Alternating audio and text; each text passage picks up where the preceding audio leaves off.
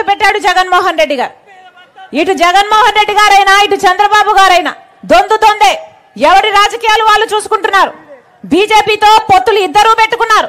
ఒకరు బహిరంగంగా పెట్టుకున్నారు, ఒకరు అక్రమంగా పెట్టుకున్నారు. ఇద్దరు బీజేపీకి తొత్తులే. చంద్రబాబు గారికేమో మోడీతో పొత్తుంది, జగన్మోహన్ రెడ్డి గారు మోడీకి తొత్తయ్యారు. ఇద్దరికి పెద్ద తేడా లేదు. మన రాష్ట్రంలో రాజ్యం ఎవరేలుతున్నారా అంటే ఈరోజు బీజేపీ ఏలుతుంది. ఎందుకంటే ఒక పక్క పాలక పక్షం, ఒక పక్క ప్రతిపక్షం, ఇద్దరు బీజేపీ కొంగు పట్టుకునే తిరుగుతున్నారు. ఇద్దరికి బీజేపీయే కావాలట. ట్రయాంగిల్ లవ్ స్టోరీ నడుస్తుంది మన రాష్ట్రంలో. అర్థమవుతుందన్నా?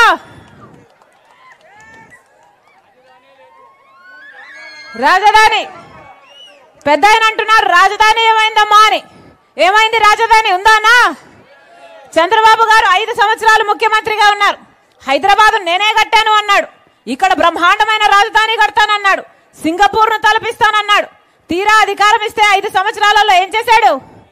3D గ్రాఫిక్స్ ఒక సినిమా చూపించాడు.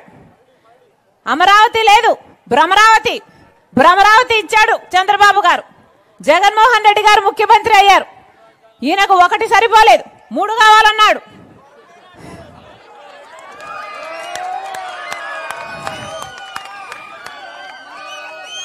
మూడు అయిపోతాయి కావచ్చు అనుకున్నాం. 3 ఒకటైనా అయిందా? ఒకటి కాలేదు. అందరికీ అన్ని ఉన్నాయి కదా. హైదరాబాద్ ఉంది, బెంగళూరు ఉంది, చెన్నై ఉంది. మనకేముందన్నా? చేతిలో చిప్ ఉంది. వీళ్ళకి అధికారం ఇస్తే ఏం చేశారు? చేతిలో చిప్ ఇచ్చారు. అందుకే చెప్తున్నా, ఓటు అన్నది మీ చేతిలో ఉన్న ఆయుధం. తప్పుడు వాళ్ళకు ఓటేస్తే మన బిడ్డలకు ఉద్యోగాలు రావు, రాజధాని రాదు, పోలవరం రాదు, ప్రత్యేక హోదా రాదు. మళ్ళీ చెప్తున్నాం, జగన్మోహన్ రెడ్డి గారిని నమ్మి అధికారం ఇస్తే ఇవాళ వ్యవసాయం అంతా దండగైపోయింది. రాజశేఖర రెడ్డి గారి ఆశయాలను నిలబెడతాము అంటే జగన్మోహన్ రెడ్డి గారికి నమ్మి ఓట్లేశారు. నేను కూడా నమ్మి ప్రచారం చేశాను. కానీ ఈరోజు రైతాంగం అంతా దండగా, వ్యవసాయం అంతా దండగా అయిపోయింది. రైతులంతా అప్పుల పాలైపోయారు. ఏం చెప్పారు జగన్మోహన్ రెడ్డి గారు?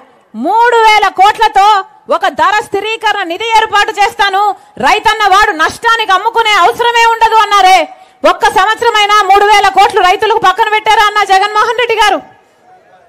పెట్టలేదు. 4000 కోట్లతో పంట నష్టపోతే పంట నష్టపరిహారానికి ఒక నిధి ఏర్పాటు చేస్తానన్నాడు.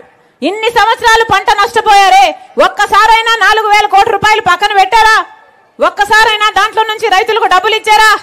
కనీసం డ్రిప్ వేసుకుందామంటే సబ్సిడీ ఉందా? కనీసం పంట నష్టపోతే పంట నష్టపరిహారం ఉందా? రాజశేఖర రెడ్డి గారు రైతులను ఎలా చూసుకున్నాడు? రుణమాఫీ చేశాడు. రైతుకు నెత్తిన పెట్టుకొని చూసుకున్నాడు రాజశేఖర రెడ్డి గారు.